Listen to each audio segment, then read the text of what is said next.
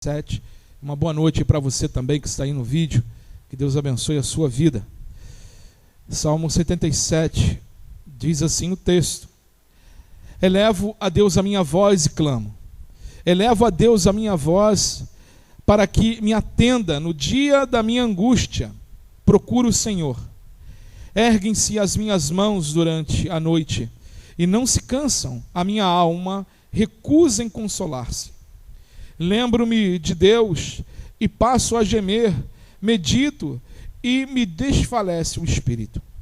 Não me deixas pregar os olhos, tão perturbado estou que nem posso falar. Penso nos dias de outrora, trago à lembrança os anos de passados tempos. De noite, indago o meu íntimo e o meu espírito perscruta. Rejeita o Senhor para sempre? Acaso não torna a ser propício? Cessou perpetuamente a sua graça? Caducou a sua promessa para todas as gerações e esqueceu-se Deus de ser benigno? Ou na sua ira terá ele reprimido as suas misericórdias? Então disse eu: isto é a minha aflição. Mudou-se a destra do Altíssimo. Recordo os feitos do Senhor, pois me lembro das tuas maravilhas da antiguidade. Considero também nas tuas obras todas e cogito dos teus prodígios. O teu caminho, ó Deus, é de santidade. Que Deus é tão grande como o nosso Deus. Tu és o Deus que opera as maravilhas, e entre os povos tens feito notório o teu poder. Com o teu braço remiste o teu povo, os filhos de Jacó e de José. Viram-te as águas, ó Deus, as águas te viram e tremeram, até os abismos se abalaram. Grossas nuvens se desfizeram em água, houve trovões nos espaços, e também as suas setas cruzaram de uma parte para outra. O ribombar do teu trovão ecoou na redondeza, os relâmpagos alumiaram o mundo, a terra se abalou e tremeu. Pelo mar foi o teu caminho, e as tuas veredas pelas grandes águas, e não se descobrem os teus vestígios. O teu povo tu conduziste como rebanho, pelas mãos de Moisés e de Arão. Até aí, irmãos, oremos. Santo Deus, Pai querido e amado, glorioso é o teu santo nome. Te pedimos, ó Deus, nessa noite, toma as nossas vidas em tuas mãos. Toma o nosso intelecto, e que tudo que o Senhor venha proferir aqui nesta noite venha do teu coração, Senhor, para os nossos corações. Dai-nos entendimento através do teu Espírito. E que, Pai, essa palavra venha frutificar em nossas vidas, para que possamos também abençoar outras pessoas através dela. Te pedimos, ó Deus, continua com os nossos irmãos, que estão no Brasil e no mundo afora, pregando o teu santo evangelho. Continua os abençoando, e que o seu santo evangelho seja propagado aos quatro cantos dessa terra. É o que nós te pedimos, e lhe agradecemos, em nome de Jesus. Todos digam amém? Amém, graças a Deus. Podeis assentar, meus amados. Deixa eu só marcar aqui.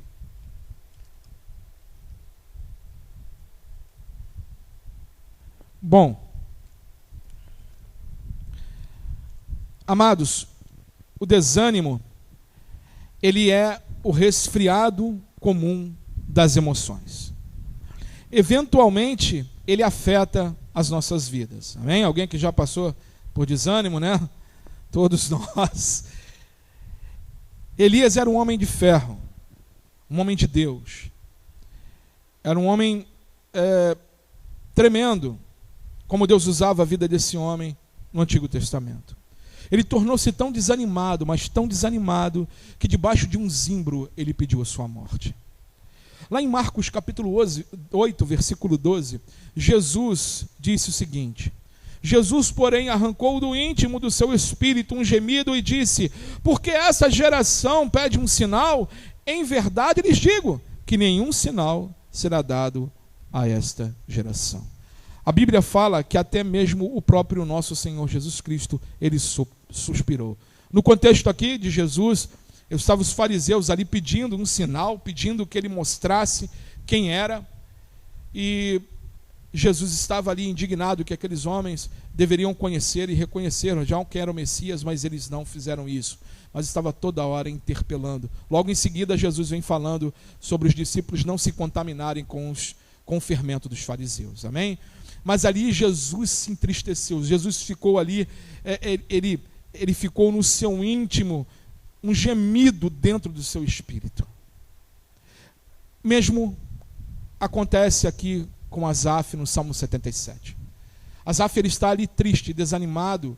Um grande motivo disso é porque as pessoas, o povo, não estavam indo buscar a Deus como deveriam. Eles não estavam adorando a Deus como deveriam adorar. E aquela tristeza começou a entrar no coração de Asaf. E o salmista estava ali, compôs essa música. E ele dizendo ali de toda a sua angústia. E ele também outro grande homem de Deus, como o apóstolo Paulo, teve muitas experiências difíceis na Ásia.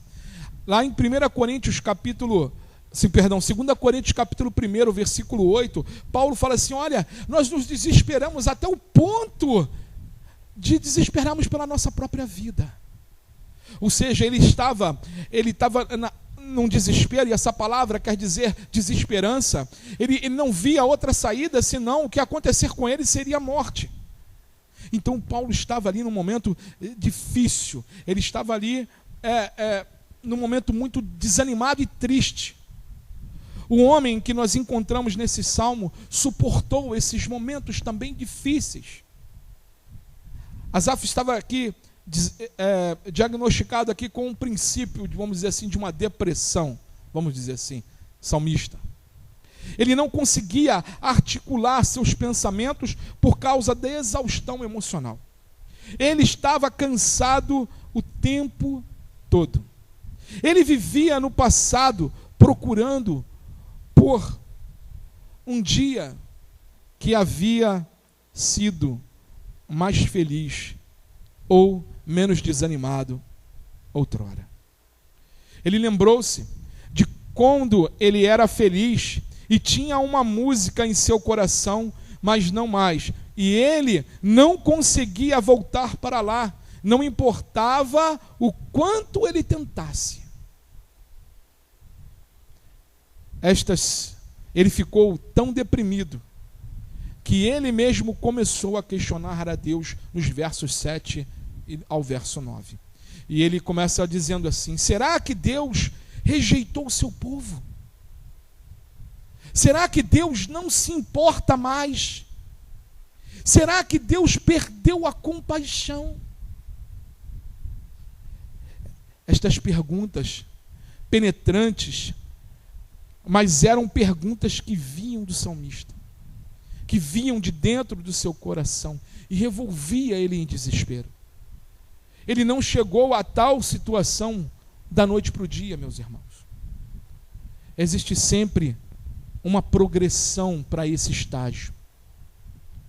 Existe sempre uma progressão de experiências emocionais. O desespero, ele começa sempre com uma decepção que não é tratada de forma construtiva. O padrão é o seguinte: primeiro vem a decepção, que leva à dúvida, a dúvida leva à depressão e a depressão leva ao desespero. Muitas das vezes nos decepcionamos com algo e aquilo com que nós nos decepcionamos começa a gerar dúvida em nosso coração daquilo que outrora nós tínhamos certeza. E aí, isso começa a levar o que? Uma depressão. Nada vai dar certo. E está tudo acabado. E a depressão leva a não ter esperança nenhuma, assim como o apóstolo Paulo passou por esse momento, onde ele falou que é ao ponto de desesperarmos da própria vida. Alguns de vocês podem estar como salmista, questionando a Deus que te deixou sem ajuda no tempo de angústia. Mas ele teve uma visão surpreendente. que o salvou de seu desespero. Nós vemos aqui no versículo 10, ele diz o seguinte: isto é a minha aflição. Ele reconheceu que o problema não era com Deus, irmãos. O problema era com ele. O problema, meus irmãos, que muitas das vezes nós passamos e podemos, se você nunca passou decepção na sua vida, é um milagre, né? Mas quando você passar, ou se vier, guarde isso, porque se você não passou, um dia você vai passar. E guarda o teu coração. A palavra nos diz que de tudo que nós devemos guardar, irmãos, nós devemos guardar o nosso coração. O salmista, aqui ele estava entristecido, ele estava decepcionado. Elias, ele ficou daquela forma porque ele ficou decepcionado. Depois dele ter ali confrontado os 450 profetas de Baal, o que Elias imaginou depois que aqueles homens morreram? O povo viu o fogo descer do céu, consumia a oferta que ele entregou ao Senhor e não consumiu, né? O povo também viu que os profetas de Baal ali não consumiram nada, né? Não teve nenhum Deus, Baal não consumiu. Então o povo estava ali vendo que o verdadeiro Deus era o Deus de Elias, é o Deus vivo. Elias achou que Deus ia varrer aquela nação com avivamento.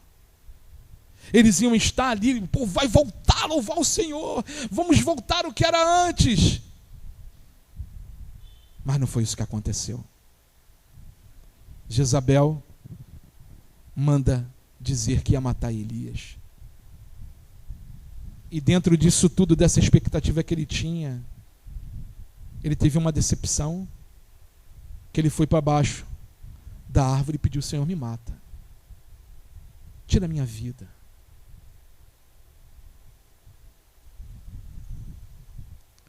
Só que Deus tratou esse homem.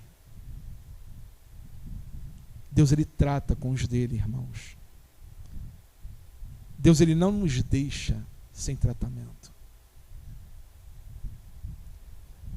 Hoje, essa semana eu estava ouvindo uma mensagem de um missionário que eu gosto muito, chamado Ronaldo Lidório. E ele falou algo tremendo, falando sobre Jonas. E quando você para ali para olhar Jonas falou para o Senhor o seguinte, ó, no início ele falou assim: vou lá então, eu vou lá fazer o que o Senhor mandou eu fazer. Aí Jonas prega, mas prega de uma forma, na primeira vez, de uma forma assim que ninguém se vocês, Deus vai vir aqui e vai descer com ele e vai matar todo mundo. Ele não queria que ninguém se convertesse em Nínive. Ele não queria. Ele estava indo ali, tipo assim, tá bom, Deus, eu vou, mas vai ser assim. Aí falou lá do jeito dele e meteu o pé. Foi pegar um barquinho e sumir. E quando Jonas, acontece tudo aquilo com ele, ele vai para a barriga do peixe, ele chega lá, né, à beira da praia, vai pregar em Nínive. A pregação de Jonas também é simples. Ele falou: olha, se vocês não se arrependerem, Deus está aqui dizendo, se vocês não se arrependerem, vocês vão para o inferno. Ele vai destruir tudo. Irmão, sabe o que aconteceu? 120 mil pessoas se converteram. Foi a maior conversão que eu acho na Bíblia. De número de pessoas com uma pregação. E uma pregação é tipo uma pregação, como os teólogos falam, ela estava meio mequetrefe, né? Porque não tinha nem uma empatia, uma introdução. Já chegou, ou vai ou racha. Ou vai ou racha. E Deus moveu o coração das pessoas. 120 mil pessoas se converteram. E o que o Jonas faz? Sai dali feliz? Alegre, glória a Deus, se é comigo eu estou pulando, dando cambalhota, de alegria, agradecendo a Deus, de ver vidas salvas. Jonas sai chutando pedra, vamos dizer assim, para embaixo de uma bobreira, já se alegrou com uma árvore, mas Deus vai lá tratar de Jonas. E o Lidório falou uma coisa interessante, que às vezes a gente passa na Bíblia e a gente não presta atenção. Eu tenho coisas que Deus mostra umas e não mostra outras. Isso é normal. Deus valorizou tanto o coração de Jonas. A gente não sabe qual foi a conclusão, né? Deus valorizou tanto o coração de Jonas que tudo isso Deus fez tratando o coração do profeta. Ele precisava liberar perdão. Veio um vermezinho, comeu a abobreira. Jonas começou a se queixar e Deus tratou com ele. Amados, Deus não deixa as decepções da vida, sabe, embaçar o teu coração. Não deixar as decepções da vida tirar o que Deus tem para você, para a sua vida. Não se levar assim por esse momento. E se você estiver porventura embaixo de uma árvore, assim como esteve Elias, ou embaixo de uma abobreira, assim como esteve Jonas, sabe, olhe para os céus e clame ao Senhor. Fale com ele: Senhor, tira de mim essa decepção do meu coração. Porque a decepção, ela vai te gerar dúvida. A dúvida, ela vai te gerar tristeza, que é a depressão. Aqui, quando nós vemos o próprio salmista, no Salmo 77, ele começa a se tratar ali do verso 11 ao verso 20. E ele começa a dizer aqui o que nós devemos fazer. Olha aqui no verso 11 ao verso 12, o que ele começa a fazer. Salmo 77, versos 11 ao verso 12. Ele diz o seguinte: recordo os feitos do Senhor, pois me lembro das tuas maravilhas da antiguidade. Considero também nas tuas obras todas, e cogito dos teus prodígios. O que Asaf está nos falando? Que ele considera as obras do Senhor desde a antiguidade, desde quando ele ouviu falar de Deus, desde a época do Êxodo, desde a época de tudo como Deus criaste e formaste as coisas, desde o Gênesis, como ele aprendeu. E ele está se recordando, ele não está falando assim: olha, não estou me recordando de um, mas de todas as obras de Deus. Amados, estudar a palavra de Deus é recordar as obras poderosas das mãos do Senhor. Há muito tempo atrás eu li uma pesquisa que dizia que 93% dos cristãos que estavam deprimidos, eles não separavam 1 hora de leitura da palavra por semana. Amados, tem tantas coisas que facilitam a nossa vida hoje em dia. Tem aplicativos que têm leituras, aplicativos que têm plano de leitura bíblica de 1 ano. Que você vai ali e cada dia você lê aquele capítulo, em 1 ano você lê a Bíblia. Você pode botar também os capítulos e ler. Ler a palavra, irmãos, estudar a palavra, isso nos faz recordar dos feitos do Senhor.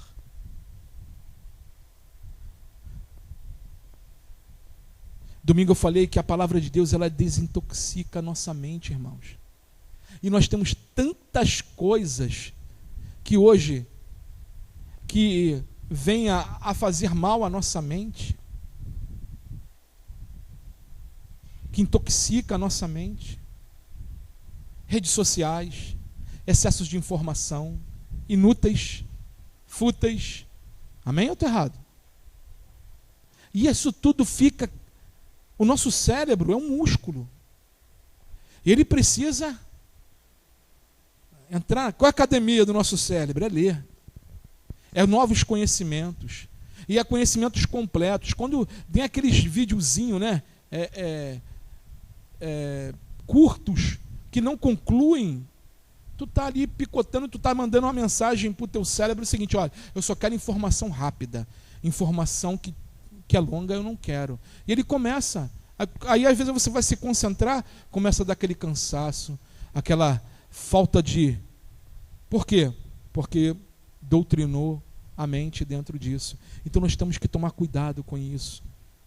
Leia a palavra de Deus. Nós não podemos, se nós trouxermos à memória essas decepções, estivermos encharcando a nossa mente das coisas de Deus, as decepções, elas não vão deixar de acontecer. Elas vão acontecer, mas nós vamos lidar com elas diferente. Asaf estava aqui trazendo a memória. Ele diz sempre, ele estava aqui trazendo a memória as grandezas de Deus. E quando nós estamos aqui trazendo a memória as grandezas de Deus, as decepções vêm, mas elas nunca vão tirar o teu foco do que é mais importante na tua vida, nas nossas vidas, que é o nosso Senhor. Ele nos diz que nós devemos nos concentrar na maneira de como Deus agiu no passado, porque vai nos convencer que Ele vai agir de novo no futuro. Da mesma forma que Deus proveu no passado, Ele provê nas nossas vidas e Ele provê no futuro. Às vezes, irmãos, estamos numa caminhada e que é difícil. Ele estava dando um testemunho, o Lidório estava dando um testemunho que ele foi abrir uma igreja e ele estava lá para o lado do Himalaia ali, vendo lugares, ele não podia falar o local que era, por causa de segurança, que lá era perseguição. E ele faltava uma cidade para ele ir. E nessa cidade que faltava para ele ir, precisava de autorização do governo, né? E já tinha ido lá em 5 cidades, mas faltava aquela que era mais distante. E faltando 3 dias ou 4 para ele voltar, né, para vir embora, depois de mapear, para depois enviar, ele recebeu o comunicado que podia ir lá, do governo. Aí ele contratou um guia local, foi de carro até onde dava e depois tinha que ir a pé, uns 17 quilômetros. Só que ele falou que lá no Himalaia, né, a altura 3.000 metros de altura, rarefeito. Ele falou que quando começou a dar 3 quilômetros, ele começou a sentir, né, um peso, não conseguia. E o guia, vendo aquilo, botava a mão no ombro dele e falou: estamos no caminho certo. Ele continuou andando, daqui a pouco deu 5 quilômetros. Ele continuava, aí o guia foi lá, pegou a mochila dele, que estava leve, que para ele já estava pesando 1 tonelada, o guia botou e continuou andando. Ele: estamos no caminho certo. Em determinado momento ele falou que estava andando e olhou para trás, vinha lá uns monges, um monge velhinho, até de bengala. Aí ele dentro dele: não, esse cara, não, ele não vai passar por mim não. Né, na trilha, né, que ele estava indo para a cidade, pela idade, ele falou: não vai passar. Passou, ainda falou que o monge olhou para ele, deu uma risada. O senhor, né, olhou para ele, deu uma risadinha, tipo de bengala, passou ele. Ele já está acostumado, né? As pessoas moravam ali, ele não, né? Aí, daqui a pouco ele falou: agora não dá mais não. Aí, nisso que ele falou com ele que não dá mais, ia chamar o guia para voltar. Estava tudo assim coberto embaixo. Ele falou que veio um vento e abriu. Por uns 10 segundos abriu e o guia mostrou. Botou a mão no ombro dele e falou assim: ó, estamos no caminho certo. Ah lá é a aldeia que a gente quer ir. E aquilo deu um ânimo. E eles continuaram andando. Por que eu queria usar essa história do Lidório aqui para as nossas vidas, irmãos? Muitas das vezes as decepções, ela tenta nos parar. Mas sempre quando nós estamos buscando a Deus, estamos na palavra, o Espírito Santo ele está sempre no nosso ombro dizendo: vocês estão no caminho certo. Nós estamos no caminho certo. O caminho certo, irmãos, ele nunca é o caminho mais fácil. Mas ele é um caminho difícil. Ele é um caminho rarefeito. A gente sente o peso. Mas também nós temos o Espírito Santo que fala conosco: vocês estão no caminho certo. Continuem trilhando. Continue trilhando. Outro ponto que Asaf nos chama aqui a atenção é no verso 13 e 14. Ele começa a dar graças a Deus. Ele dá graças a Deus pelas grandezas. Versos 13 e 14. O teu caminho, ó Deus, é de santidade, que Deus é tão grande como o nosso Deus. Tu és o Deus que opera as maravilhas, e entre os povos tem feito notório o teu poder. Quando o salmista ele concentrou-se no que Deus tinha feito no passado, ele começou a cantar louvor a Deus por sua grandeza. Amados, nós não devemos encontrar a nossa alegria em nosso sucesso, mas no próprio Deus. Se encontrarmos a nossa alegria nas nossas realizações, então quando falharmos, quando errarmos, quando nós tivermos um momento difícil, nós vamos nos decepcionar, ficaremos abatidos, nós nos moveremos na direção do desespero. Mas a nossa alegria, ela tem que estar no Senhor. A nossa alegria, ela tem que estar em Deus. Porque independente, quando a nossa alegria, o nosso coração está totalmente no Senhor, independente da circunstância que nós estivermos passando, Deus, Ele sempre vai suprir a necessidade dos nossos corações. Mas se a nossa alegria estiver naquilo que nós poderemos um dia conquistar,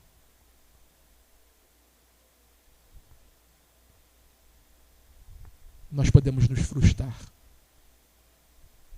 Porque Deus ele nos chama para viver a vontade dele.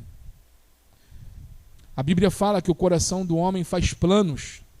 Nosso coração faz planos. Mas o querer e o realizar é do Senhor. O coração de Jonas era meter o pé de Nínive. Era que aquele ninivita todo, Deus destruísse eles, matasse todo mundo. O desejo carnal dele. Mas aí Deus trabalha no coração do homem. Então, amados, glorifique sempre a Deus pelas grandezas dele, pelo que ele já tem feito na tua vida. Glorifique a Deus porque estamos respirando. Outrora, no passado, estávamos respirando com máscaras, né? Hoje nós estamos respirando sem máscaras. Estamos vivos. Glória a Deus por isso.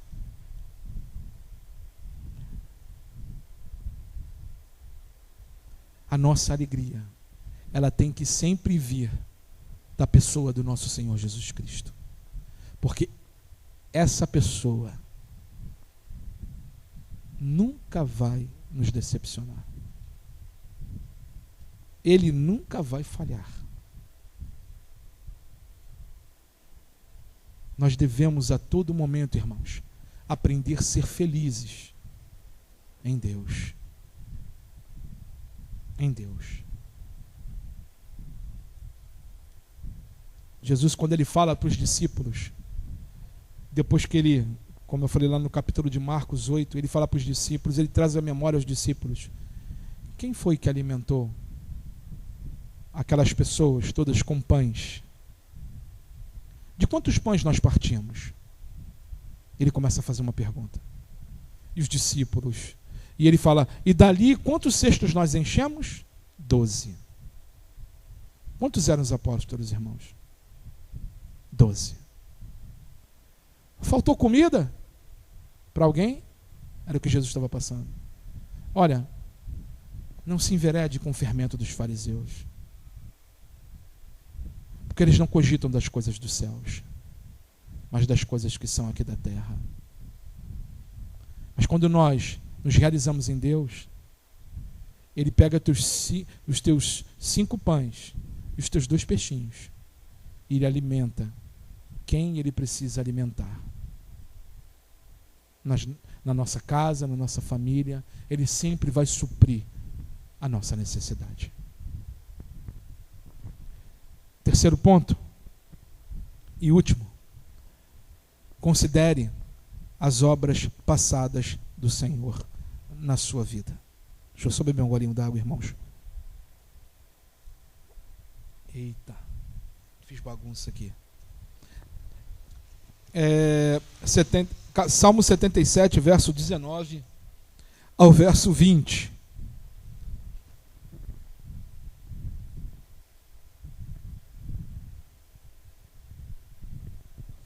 Diz aqui: pelo mar foi o teu caminho, as tuas veredas pelas grandes águas. Não se descobrem os teus vestígios. O teu povo tu conduziste, como rebanho, pelas mãos de Moisés e de Arão. Asaf começa a olhar para a história do Êxodo, e ele lembra-se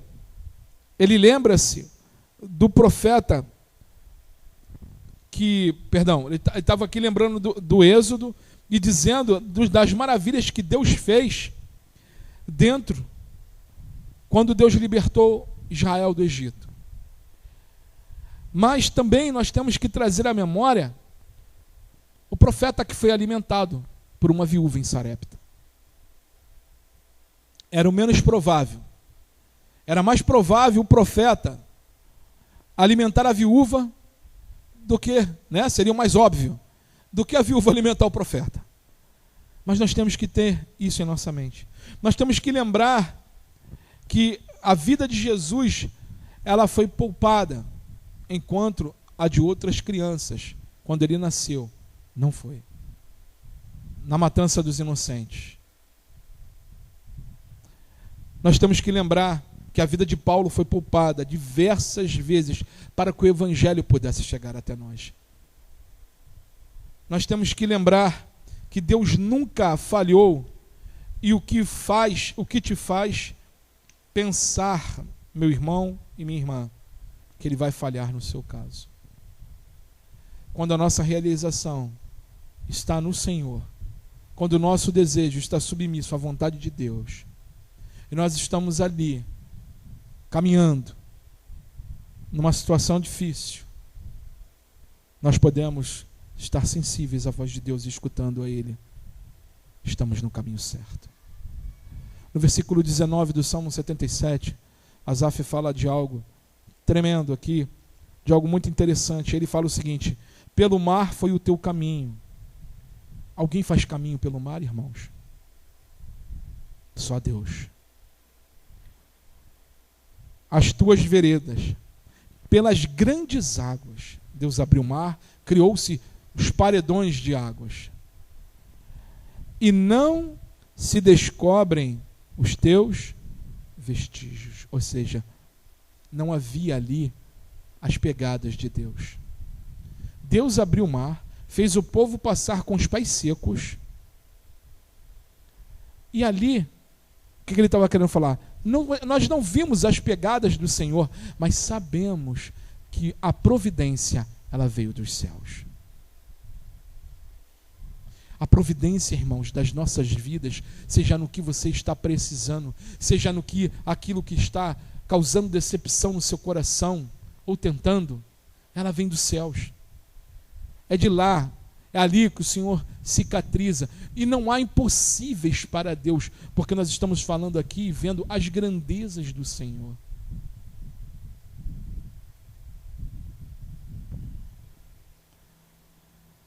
Muitas das vezes Deus está trabalhando na sua vida, nas nossas vidas, e nós não vemos as pegadas dele, mas Ele está lá. Ele está aqui. Ele está com você. Ele não te abandonou. Ele não abandonou Asaf aqui.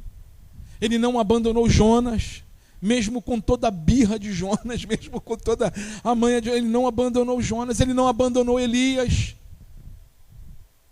E Elias, quando Elias, eu falei aqui uma vez isso aqui na igreja, quando Elias vai embora, quando Deus leva Elias, leva de uma forma sobrenatural. Desce uma carruagem de fogo dos céus e leva aquele homem. E Eliseu fica olhando, Elias sendo levado aos céus. Ainda trouxe uma testemunha.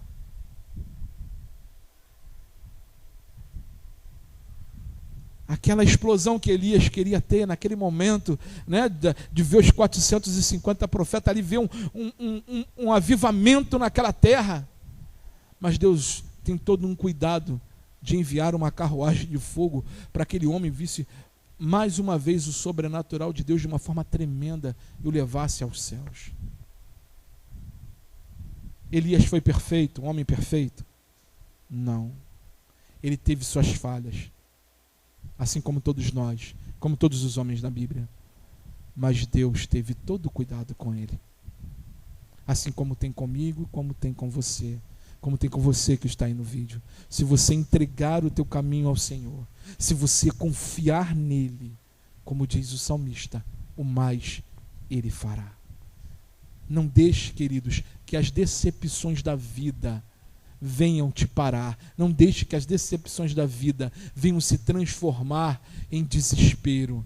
E não deixe que o desespero venha se transformar em... fugiu a palavra, em depressão. Em depressão. Que Deus, irmãos, continue firmando os nossos corações.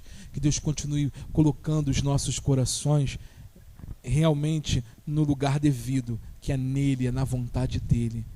E que nós venhamos estar submissos a essa vontade desse Deus soberano. Então, para lembrar, em tempos de desespero, em tempos de desânimo, é necessário concentrar-se na grandeza de Deus. Você entender, nós entendermos o tamanho do nosso Deus. Segundo, dar graças pela grandeza desse Deus, que sustém todas as coisas, que criou o universo, várias galáxias, e que mantém a vida neste planeta, cuidando de nós. E considere as obras passadas de Deus. Considere tudo aquilo que Deus já tem feito na tua vida e tudo aquilo que Deus tem feito e no relato em sua palavra. Considere tudo isso e você vai entender que maior é o que está em nós do que as coisas que estão nesse mundo ou que qualquer decepção que você venha passar. Amém? Oremos, irmãos. Senhor Deus, Pai querido e amado, Tu conheces os nossos corações. Tu conheces cada um dos meus irmãos que estão aqui nessa igreja, as pessoas que estão assistindo no vídeo. Tu sabes, ó Deus, das decepções que alguns possam estar passando. Tu sabes, Senhor, que outros possam estar em desespero, em dúvida, e muitos chegando até a depressão. Senhor, nós te pedimos em nome de Jesus, que o Senhor, Pai, entre com providência, que o Senhor mova essa circunstância, que o Senhor venha tocar, Senhor, nessa situação, que o Senhor venha tirar, ó Deus, Pai, de cada coração as decepções, que o Senhor venha tratar, ó Deus, cada coração de cada servo e serva do Senhor, que o Senhor venha, Pai, a todo momento, Pai, mover, Senhor, em cada uma dessas vidas, e que em tudo, Pai, o Seu nome seja glorificado. Tenha misericórdia, ó Deus, ajuda, Senhor, pois dependemos de Ti. Traz a alegria a esses corações que estão entristecidos. Traz o júbilo, Senhor, os cânticos de alegria, assim como o Senhor fizeste aqui com o salmista Asaf. Pai querido, faz, Senhor, cada um dos meus irmãos, cada uma pessoa que está vendo esse vídeo, lembrar da Tua grandeza, do Teu amor. Em nome de Jesus, Pai, entregamos tudo em Tuas mãos. E desde já Te agradecemos, Senhor, por tudo que Tens feito e por tudo que o Senhor ainda há de fazer. Em nome de Jesus. Todos digam amém? Amém, graças a Deus. Nós vamos encerrar aqui.